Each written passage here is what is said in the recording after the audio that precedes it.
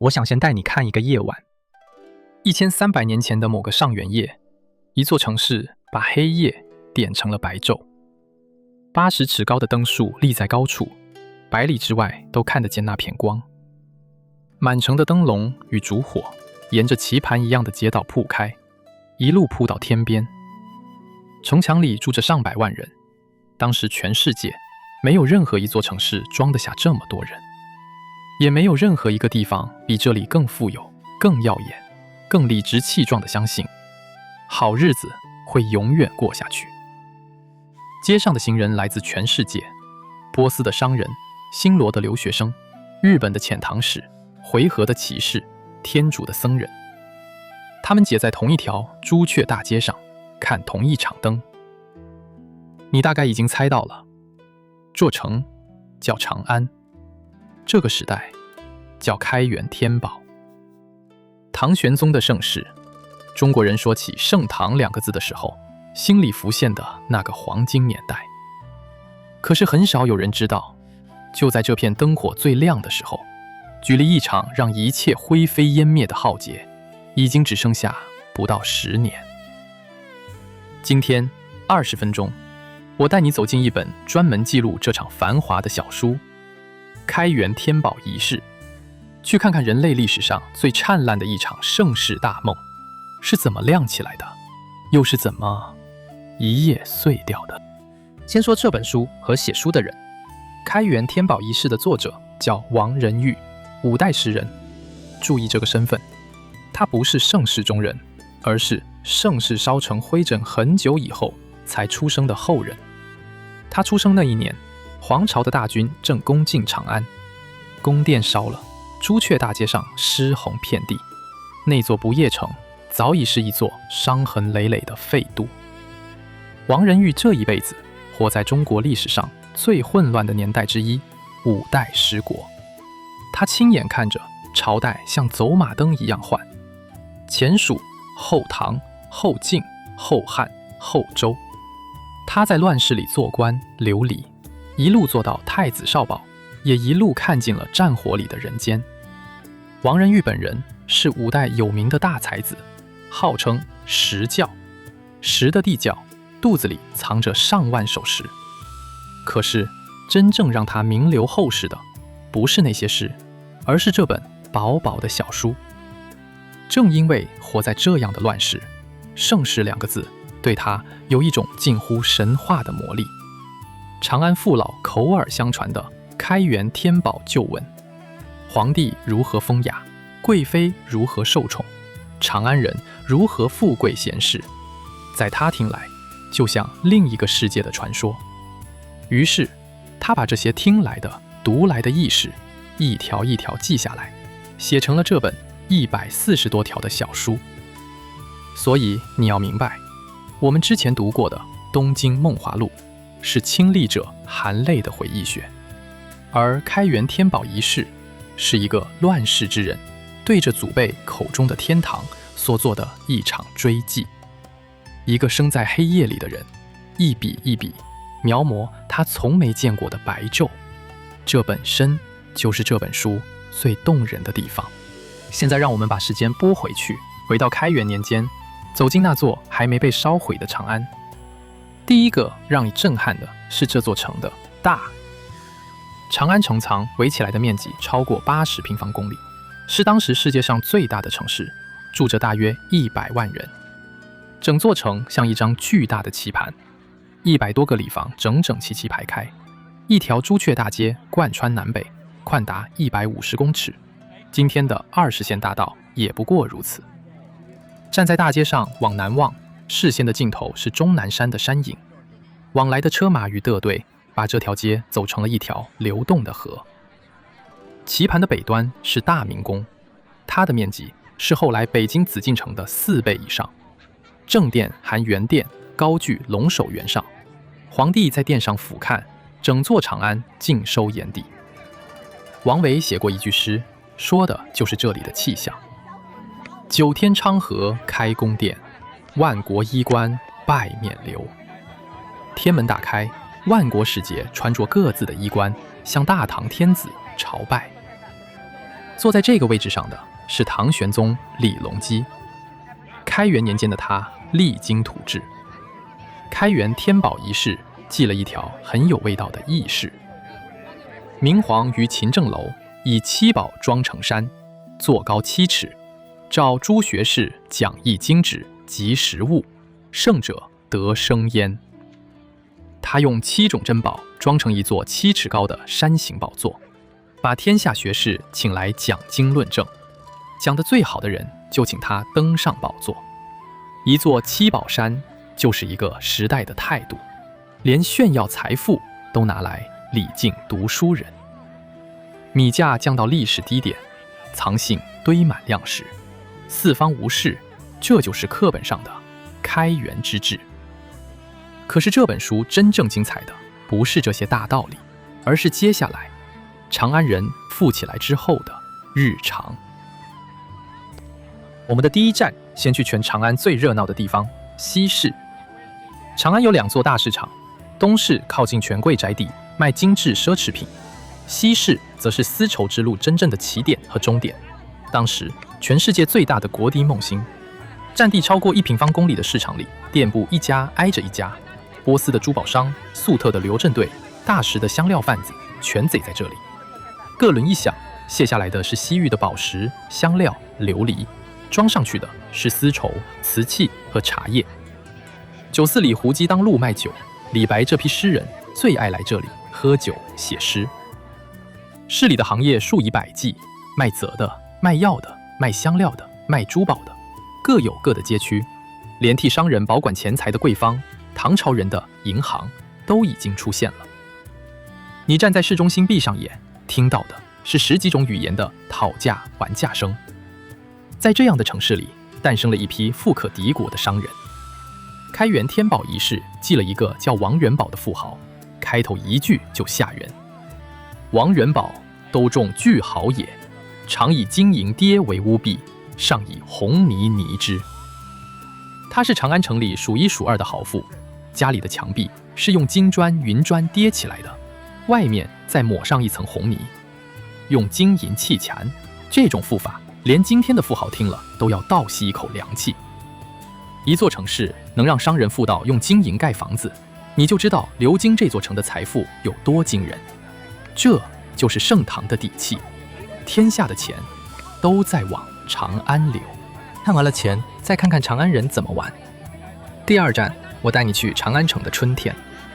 每年正月15一过，长安的侍女就坐不住了。开元天宝遗事写道：都人侍女每至正月半后，各乘车跨马，共帐于园圃或郊野中，为探春之宴。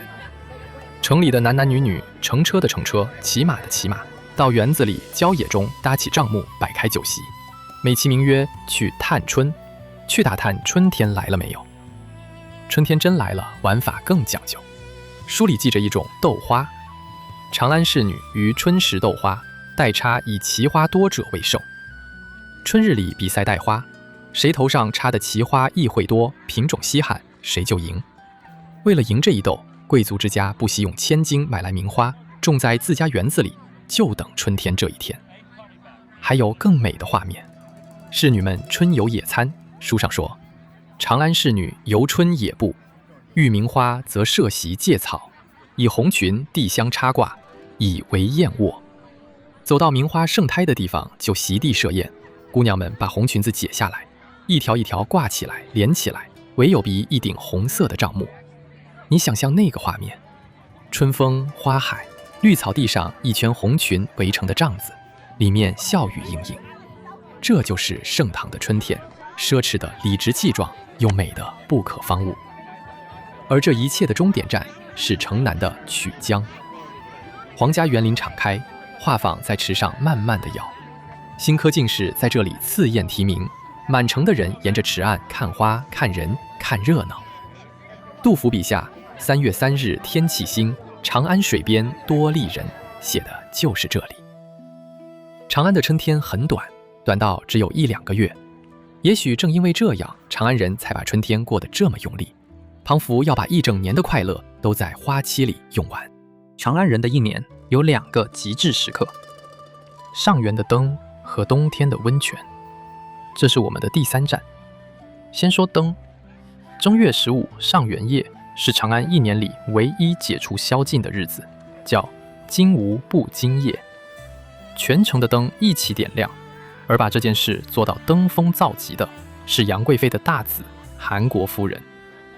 开元天宝仪式记道，韩国夫人置100支灯树，高80尺，疏之高山，上元夜点之，百里皆见，光明夺月色也。他造了一棵100支的巨型灯树，高80尺，将近25公尺，相当于8层楼，疏在高处。上元夜一点亮，百里之外都看得见，灯光亮的把月色都比了下去。一棵灯树亮过月亮，这背后是一个时代的自信。云间的繁华敢和天上争辉。那一夜，全城的人都涌上街头，贵族的车马和平民的孩子结在同一片灯海里，彻夜不归。平日宵禁森严的长安，只有这几夜把夜晚还给了所有人。再说东片，长安城东的骊山脚下有玄宗的温泉行宫华清宫。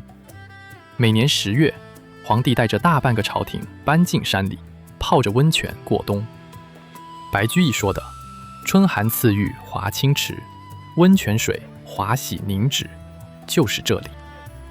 而留在城里的贵族也各有过冬的奢侈法。书里记了玄宗的哥哥申王。申王每至冬月，有风雪苦寒之际，使公伎密围于座侧，以御寒气，自呼为伎围。风雪天冷，他不生炉子，让歌妓们秘密围坐在身边，用人气挡寒气，还得意地取了个名字叫伎围。听到这里，你可能会皱眉头，这已经不是风雅，是把人当火炉了。记住这个感觉，盛世的奢华走到极处，常常就开始变味了。第4站，我们走进宫残，去看这场盛世的主角唐玄宗和他身边的那个人。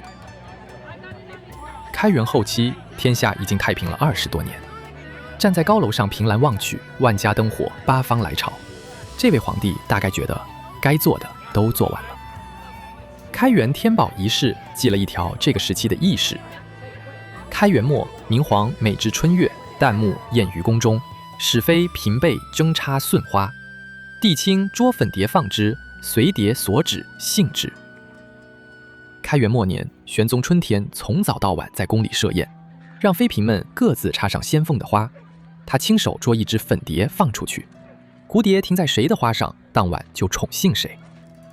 后宫佳丽竟用一只蝴蝶来抽巧，宫里还流行执金钱为戏，嫔妃们闲得无事，3、5成群执金钱赌输赢。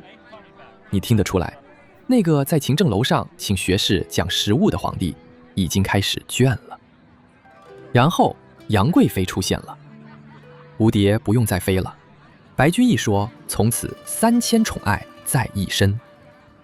天宝年间的某个秋天，太液池上千叶白莲盛开，玄宗带着清贵设宴赏花，满座都在赞叹莲花之美。王仁玉记下了接下来那一幕，帝指贵妃，示于左右曰：“正如我解语花。”皇帝指着身边的贵妃对众人说：“这满池的花再美，哪比得上我这一朵懂得人语的花？”解语花3个字从此成了中文里对女子最美的形容。而为了这朵解语花，玄宗把盛唐的乐舞推到了顶峰。传说他夜里梦游月宫，在广寒宫里听见仙乐，醒来抚成了那首传奇的《霓裳羽衣曲》。月圆之夜，贵妃起舞，衣袖如云，环 K 如星。那一支舞后来成了盛唐繁华本身的代名词。第5站也是繁华的最顶点，天宝年间的宫廷夜宴。夜里的宫殿灯烛如林，乐声彻夜不息，金盘玉碗，山珍海味，杨家兄妹5宅的车马把夜里的街道照成白昼。而开元天宝仪式最迷人的地方，是他记下了那些奢华到近乎神话的宝物，比如宰相张悦的 K 纸珠。有人送了他一串干涩的宝珠，或有缺望之事，则以手持弄此珠，便觉心神开悟，事无巨细，焕然明晓，一无所忘。忘了什么事，把珠子拿在手里把玩一会儿，心神一下子清明，大事小事全都想起来了，一颗帮人找回记忆的珠子。又比如皇家内库的七宝焰炉，每至冬寒焰痛，置于褥上，焰水自消，不劳制火。冬天砚台结了冰，放到这座七宝炉上，不必生火，冰自己就化了。还有薄如纸的自暖杯，倒进酒去，酒自己会热。这些宝物是真是假，今天已无从考证，但你能感觉到，一个时代要富到什么程度，人们才会相信皇宫里连砚台和酒杯都是有魔法的。而天宝奢华的代表作是一颗荔枝。贵妃爱吃鲜荔枝，荔枝产在连南，离长安几千里，采下来3天就变味。于是帝国最快的一马接力狂奔，昼夜不停，把还带着露水的荔枝送进宫里。晚唐诗人杜牧写下了那句千古名句：一骑红尘妃子笑，无人知是荔枝来。一个王朝的驿站系统为一个女子的笑全速运转，没有人问一句值得吗？在天宝年间的长安，这个问题本身就是煞风景。盛世的繁华到这里已经没有再往上的空间了。天宝14年的冬天，长安还是那座不夜城。宫残里霓裳羽衣的乐声还没有停，宫墙外全城灯火依旧亮如白昼。没有人知道3000里外，安碛山的15万大军已经连夜南下。短短7个月，潼关失守，天子带着贵妃仓皇西逃，逃到马嵬坡，禁军哗变，他亲手下令，刺死了自己最深爱的女人。人类历史上最灿烂的盛世，就这样一夕碎成了梦。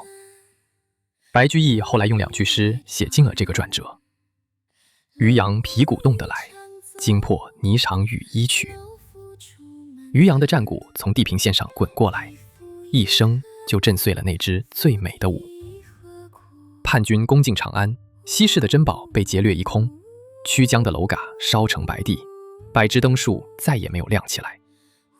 第2年春天，被困在城里的诗人杜甫写下：国破山河在，城春草木深。山河还在，春天还来，可是那个盛唐已经没有了。这场叫安史之乱的浩劫，前后烧了8年。大唐没有亡，但那个探春斗花、灯树夺月、一骑红尘的盛唐，永远的回不来了。晚年的玄宗被尊为太上皇，幽居在深宫里。据说他在雨夜听见扯脚的铃声，会想起马嵬坡。当年那个指着解语花微笑的天子，最后守着一座空偶叟的宫殿，和满宫殿回不去的回忆。他活着看完了自己亲手点亮又亲手烧掉的一整个时代。故事讲完了，可是这场盛世大梦留给我们的功课才刚开始。你可能会问，这么强盛的帝国，怎么说它就它？历史学家可以给你100个原因：节度使权力太大，府兵制崩坏，朝堂党争。但如果只允许说一个，我会说是太平本身麻痹了所有人。开元初年的玄宗是中国历史上数1数2勤勉的皇帝，可是40年的太平让他从勤政楼走进了夜宴，从赵学士讲食物变成了捉蝴蝶、赏解语花。而且不是他一个人变了，整座长安都相信繁华是理所当然的，好日子是不会结束的。警报响起的时候，所有人的第一反应都是不相信。想想看，这像不像我们？行情最好的时候加最大的杠杆，公司最赚钱的时候停掉所有的学习，身体最好的时候熬最深的夜。我们总是在最顺的时候欠下最大的债。易经里早就说过，日中节仄，月盈则食。太阳到了正中，接下来就是西斜。月亮最圆的那一夜，接下来就是缺。个人、企业、国家，都逃不开这个规律。最危险的时刻，往往不是低谷，而是你站在顶峰，觉得一切都不会出错的时候。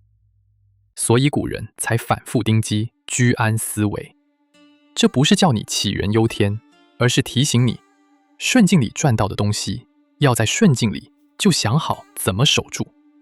最得意的时候，留一分清醒，留一条退路。能在灯火最亮的时候想到黑夜的人，才配得上长久的光明。好，20分钟到了。今天我们跟着王仁裕的开元天宝仪式，回到了1300年前的长安。我们在西市看万国的商队，看王元宝用金印砌城；在春天的郊野，看侍女探春、斗花、红裙围成帐卧；在上元夜，看80尺的灯树亮过月色；在宫墙里，看一朵解语花，一曲霓裳羽衣；最后，在驴羊的皮鼓声里，看这场人类史上最灿烂的盛世，一夕梦碎。1000多年过去，宫殿早已成了尘土，可是这些早碎的、发着光的小故事，因为一个乱世书生的笔，活到了今天。繁华留不住，但记住繁华，并且从繁华的崩塌里学到教训的人，可以走得更远。这就是读史的意义。就像王仁裕，他没能活在盛世，却替盛世做了见证。我们没能回到长安，却可以带走长安留下的这一刻。如果这趟盛唐之旅让你有收考，记得订阅这个频道。我每周用20分钟带你读完一本值得读一辈子的好书。下一集我们要回到更早的春秋，翻开中国最古老的史书之一《左传》，看礼崩乐坏的200年里，人怎么在乱局中安身立命。最后，留言区告诉我，如果能回到开元年间的长安待上一天，你最想亲眼看哪一幕？是上元夜的百枝灯树，是曲江边的探春夜，还是月光下的那一曲霓裳羽衣？我们下集见。